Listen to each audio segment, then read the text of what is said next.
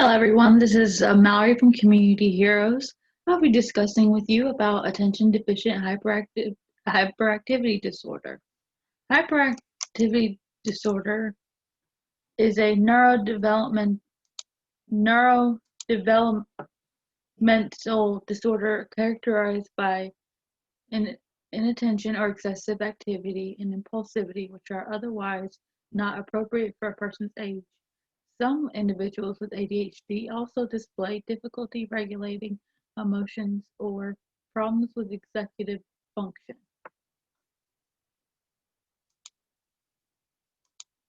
The different forms of ADHD are predominantly inattentive ADHD. If your child has this form of ADHD, they may experience more symptoms of inattention than those of impulsivity and hyperactivity. People who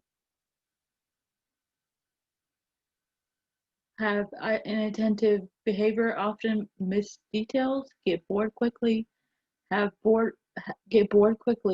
trouble focusing on a single task, have difficulty organizing thoughts and learning new information. Another form of ADHD is predominantly hyperactive impulsive ADHD. This type of ADHD is characterized by symptoms of impulsivity and hyperactivity. People with this type can display signs of inattention. People who are impulsive or hyperactive often squirm, fidget, or feel restless, have difficulty sitting still, talking constantly, touch and play with objects even when inappropriate to the task at hand, have trouble engaging in quiet activities, are constantly on the go.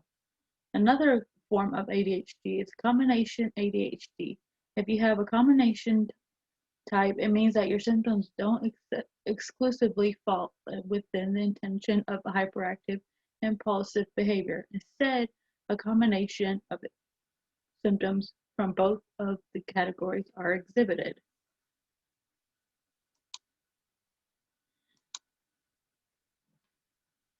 There are two ways that there can be a defined diagnosis of ADHD. The frontal lobe of the brain is responsible for problem solving, memory, language, motivation, impulse control, social behavioral decision making, time perceptive, and judgment, which you can see in Exhibit A.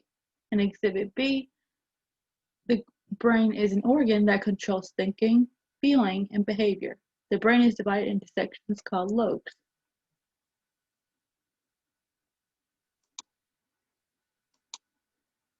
The brain is made up of nerve cells called neurons that transmit signals to the brain.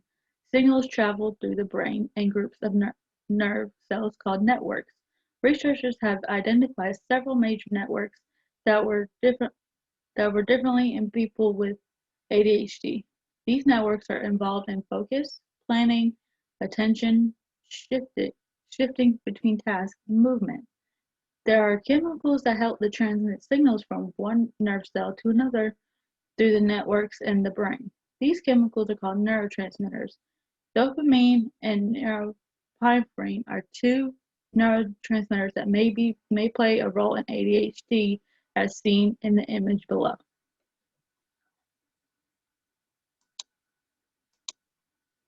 ADHD tends to run in families, and in most cases, it's thought that the genes you inherit from your parents are a significant factor in developing the condition.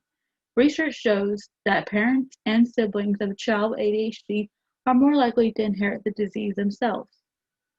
Certain groups are also believed to be more at risk of ADHD, including people who were born prematurely before the 37th week of pregnancy or with a low birth weight, with epilepsy, or with a brain disease which happened either in the womb or after a severe head injury later in life. I was diagnosed with ADHD at 9 years old on August 3rd, 1999, when I had to repeat the third grade. I was given multiple tests to explain my issues with focusing, attention, etc. My test results that were given to me were in a low percentile. The following tests that are listed were administered to me in order to make an approximate diagnosis. I am now 30 years old and I don't let my disorder define me, but I use it to encourage others.